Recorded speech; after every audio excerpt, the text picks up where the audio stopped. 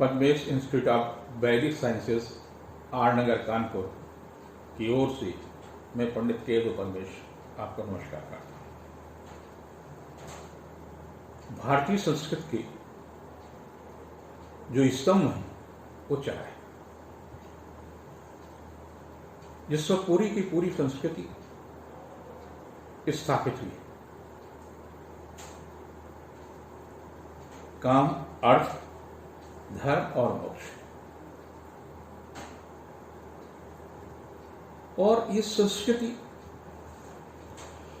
का नेतृत्व देवताओं के गुरु बृहस्पति ने किया। जैसे सिद्धांत, जैसा प्रतिपादन, जो दिशा दी, उस पर संपूर्ण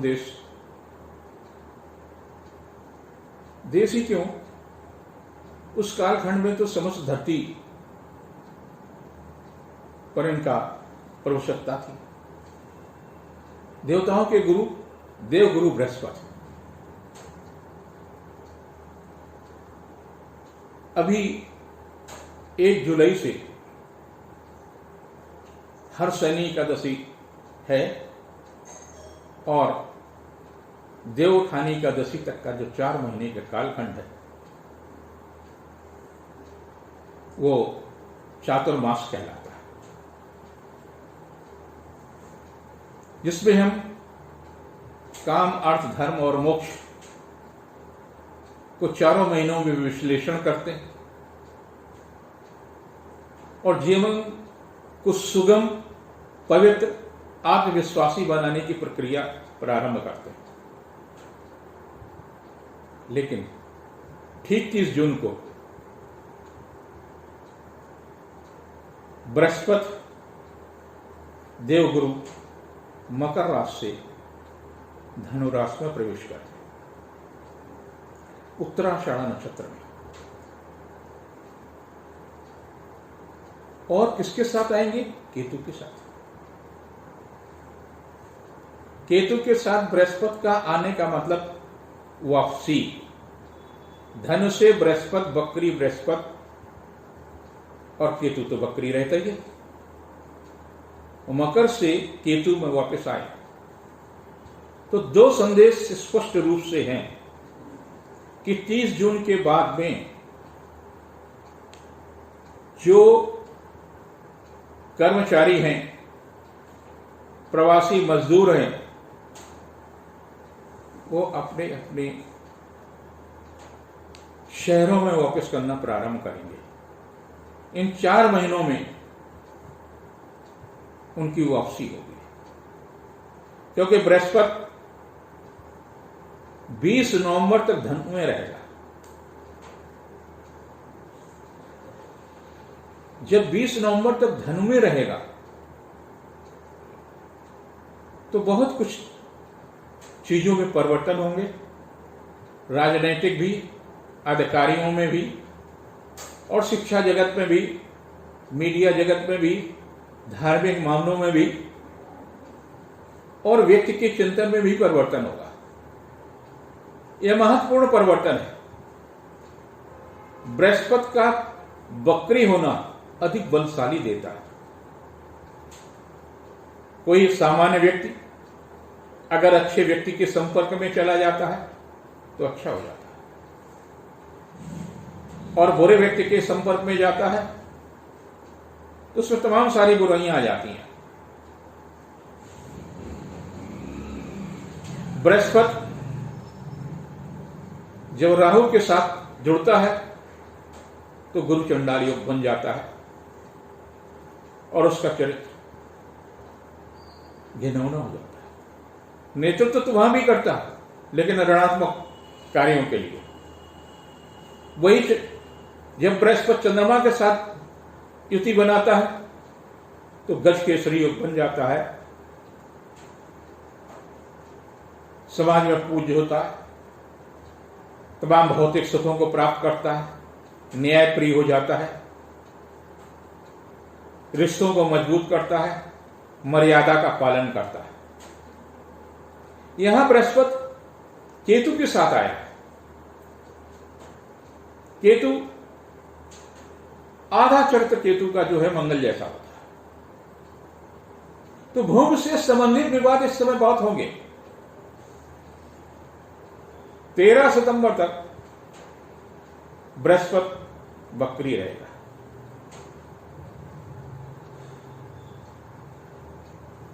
और तब तक केतु के साथ रहेगा, यानी 13 सितंबर तक वक्री केतु के साथ वक्री गुरु की युति है। ये बहुत ताकतवर है। भारी वर्षा होगी, वर्षा से वायरस कहीं ज्यादा होगा, कई वायरस के साथ कुछ और हो सकता है। तमाम प्रकार की मानसिक और आर्थिक परेशानियों को जन्म देगा।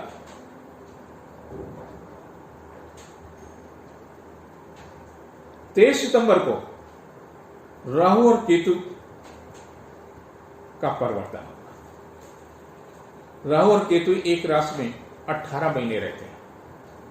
राहु आएगा वृष राशि में, केतु आएगा वृश्चिक में। यह हमेशा 180 अंश की दूरी में होते हैं, माने एक साथ का संपर्क रहेगा। और इनका परिवर्तन राजनीतिक रूप से तमाम सारी चीजों को देखा जाएगा। लेकिन अभी जो केतु और बृहस्पति की युति है, वक्री स्थिति में युति तो रहेगी 23 सितंबर तक, लेकिन वक्री 13 सितंबर तक रहेगा, गुरु वक्री। तो ऐसी स्थिति में 30 जून से और 13 सितंबर के बीच में जिनकी कुंडली में बृहस्पति वक्री नहीं है, उन्हें विशेष रूप से सचेत रहना चाहिए। धार्मिक कार्यों में विशेष रूप से रुचि लें, ईश्वर के प्रति आस्था रखें, कुछ भी ऐसा न करें जिससे परिवार की स्वयं की प्रतिष्ठा प्रभावित हो। लोभ की स्थिति को भी बचाएं, वासना की स्थिति को भी बचाएं, तमाम उन सारे मुद्दों को बचाएं। और इन दोनों में मांगलिक कार्य भी नहीं होंगे, विवाह नहीं होंगे, तमाम सारी चीजें जब चतुर्मास शुरू हो जाएगा वैसे भी नहीं होंगे। उस पर चर्चा करेंगे आगे। अब हम अलग अलग राशियों पर भी बताना चाहते हैं किस राशि पर इसका किस तरह का प्रभाव पड़ेगा। जिनकी मेष राशि है उनसे नमे होंगे, यानी भाग्य स्थान पर आपके भाग्य में वृद्धि करेंगे। आप किन्हीं कारणों से बेरोजगार हो गए तो सितंबर तक आपको रोजगार की दिशा में लाभ मिल सकता है। इसके लिए परिश्रम करें और खुले मन से तमाम सारे मुद्दों पर चर्चा करके नौकरी में जा सकते हैं। जिन शहरों से प्रवासी मजदूर अलग अलग प्रांतों में आए, अधिकांश लोग इस पीरियड में वापस चले जाएंगे। उन तमाम सारे फैक्ट्रियों के लिए जो समस्याएं हैं, उनकी समस्याओं का निदान होगा। ये भी अच्छी बात है। उत्पादन बढ़ेगा, देश मजबूत होगा, लोगों के पास जो आर्थिक संकट है उसमें सुधार आएगा। 100% तो नहीं जाएंगे, लेकिन बहुत सारे 50% से भी ज्यादा लोग वापस अपनी अपनी नौकरियों के लिए, अपने अपने कारखानों के लिए, अपने अपने फैक्ट्रियों के लिए फिर से वापस जाना शुरू कर देंगे। कुछ लोगों के सितंबर तक पदों में भी परिवर्तन आएगा। वर्षा बहुत है, कहीं तो बाढ़ की स्थिति आएगी और कहीं कुछ तमाम संकट आएगा। लेकिन मेष के लिए एक अच्छी बात है, आर्थिक मामलों में भी, पारिवारिक मामलों में भी अच्छा रहेगा ये परिवर्तन। जिनकी वृष राशि है उनके अष्टम होगा। उन्हें तो बहुत से सोच समझ कर काम करना चाहिए। कुछ भी ऐसा कार्य न करें जो चोरी से कर रहे हैं, चाहे वो प्रेम प्रसंग हो और चाहे वो आर्थिक मामलों में रुपए के लेन देन का मामला हो, रिश्वत का मामला हो, वो कहीं न कहीं आपके लिए कष्टदायी होगा। शरीर को, शरीर के महत्वपूर्ण अंगों को ये कहीं न कहीं प्रभावित कर सकता है, इसलिए साफ सफाई पर भी विशेष ध्यान देने की आवश्यकता है। छुआछूत से भी बचने की कोशिश करें कि हम स्पर्श न करें, कहीं ऐसा न हो जाए किसी का रोग, खासतौर से कोरोना में तो बहुत ही सावधानी रखने की आवश्यकता है। जिनकी राशि मिथुन है, सप्तम भाव में केतु है और उस पर बृहस्पति आ जाएगा, तो आपका अहंकार दांपत्य जीवन को कहीं तोड़ न दे। छोटी छोटी बातों पर कोर्ट कचहरी की बात मत करें, समझौते की स्थिति आपके लिए लाभदायी होगी। नौकरी में यदि किसी कारण से आपकी तनख्वाह कुछ कम की गई है तो आप समझौता कर लीजिए कि सितंबर के बाद में तो वैसे ही आपको पूरी तनख्वाह मिलेगी, लेकिन अभी कुछ दिन के लिए अगर समझौता कर जाते हैं तो बेरोजगारी नहीं होगी, नहीं तो आपको बेरोजगारी की भी स्थिति का सामना करना पड़ सकता है। और वैसे भी ग्रहण मिथुन पर पड़ा था तो आपके ऊपर दृष्टि थी, तो आपके लिए कहीं से भी अच्छा नहीं है। जिनकी राशि कर्क है उनके लिए छठे होगा, तो उन्हें अपने सहयोगियों से विशेष रूप से बचत करना चाहिए। नाते रिश्तेदारों के कारणों से उनको परेशानी की स्थिति आ सकती है। इन बीच में कुछ किसी रिश्तेदार के बारे में, किसी पारिवारिक सदस्य के बारे में कुछ न कुछ अप्रिय समाचार भी मिल सकता है। स्वयं के स्वास्थ्य के प्रति सचेत रहें। लोग षड्यंत्र करने की कोशिश करेंगे, षड्यंत्र से बचें। जिनकी सिंह राशि है उनके लिए शिक्षा के क्षेत्र में जो प्रयास चल रहे हैं उसमें सफलता मिलेगी। जिस रूप में प्रयास चल रहे हैं उस रूप में सफलता मिलेगी। संतान के दायित्व की पूर्ति होगी, संबंधों में निकटता भी आएगी। इस बीच वंश वृद्धि के भी योग बन रहे हैं, यदि आप उस उम्र में हैं तो उसकी भी संभावना है। जिनकी कन्या राशि उनके चौथे होगा, तो कुछ पारिवारिक मामलों में हम न फंसिए। माँ ने, पिता ने, भाई ने, बहन ने कुछ कहा, आप इग्नोर करिए। कुछ भी ऐसा मत करिए जिससे प्रतिक्रिया व्यक्त हो, उससे आपको तनाव मिलेगा, आप कमजोर होंगे। आप अच्छे व्यक्ति हैं लेकिन आपको बचना चाहिए। जिनकी तुला राशि है उनके लिए तीसरे होगा, यानी पुरुषार्थ आपका भाग्य कम देगा, पुरुषार्थ आपका ज्यादा साथ देगा। आप समस्या से लड़ें, समस्या के सामने समर्पण न करें। जब कुछ हो ही नहीं सकता, सब कुछ हो सकता। जो कुछ भी आप करना चाहते हैं वो सब कुछ हो सकता। आप अपने परिवार को खड़ा कर सकते हैं, आपको अच्छी नौकरी मिल सकती है, आपके कैरियर में किसी प्रकार का व्यवधान नहीं है, आपके दाम्पत्य जीवन में भी ठीक स्थितियां आ सकती हैं, लेकिन सब कुछ भाग्य से नहीं मिलेगा। मिलेगा आपके बुद्धि कौशल से, आपके प्रयास से। तो आपको किसी भी हालत में पुरुषार्थ को नहीं छोड़ना है। पुरुषार्थ आपका सबसे बड़ा साथी है। पुरुषार्थ से आप भगवान के नजदीक भी पहुंच सकते हैं, साधना पक्ष भी अच्छा हो सकता है। जिनकी वृश्चिक है उनका दूसरा होगा। कुटुंब से सावधान रहने की आवश्यकता है। संपत्ति के मामले में, जमीन के मामले में टालिए, बंटवारा को टालिए। सितंबर तक हो सकते तो 20 नवंबर के बाद आप कुछ भी करिए, उसके बाद ही आपकी स्थिति अच्छी आएगी। तब तक आप कोशिश करिए कि न हो कुछ आर्थिक मामलों में जोखिम न उठाएं। और जिनकी खुद की धनु राशि है तो आपकी राशि पर ही केतु और बृहस्पति होंगे। आपको बहुत छोटी छोटी बातों पर तो योजना आएगी, छोटी छोटी बातों पर आपको प्रतिष्ठा का प्रश्न बनेगा। सोचो तो कि आप प्रतिष्ठा के कारणों से दूसरे के बहकावे में आकर महत्वाकांक्षाओं के पूर्ति के लिए ऐसा कदम न उठा लें कि आप बेरोजगार हो जाए। ऐसा कुछ न करें कि आप डिप्रेशन में हो जाए, अवसाद की स्थिति से गुजरें। बहुत सावधानी से आपको 13 सितंबर तक तो जरूर रहना चाहिए। वैसे रहें तो 20 नवंबर तक। जिनकी मकर है 12वें होंगे। जब 12वें होंगे तो शिक्षा के कारणों से धन व्यय होगा, बच्चों के कारणों से धन व्यय होगा, तो धन थोड़ा सा संचय करते रहिए। पता नहीं कहां किस समय आवश्यकता पड़ जाए, कौन सी चीज आपके लिए बहुत महत्वपूर्ण हो सकती है।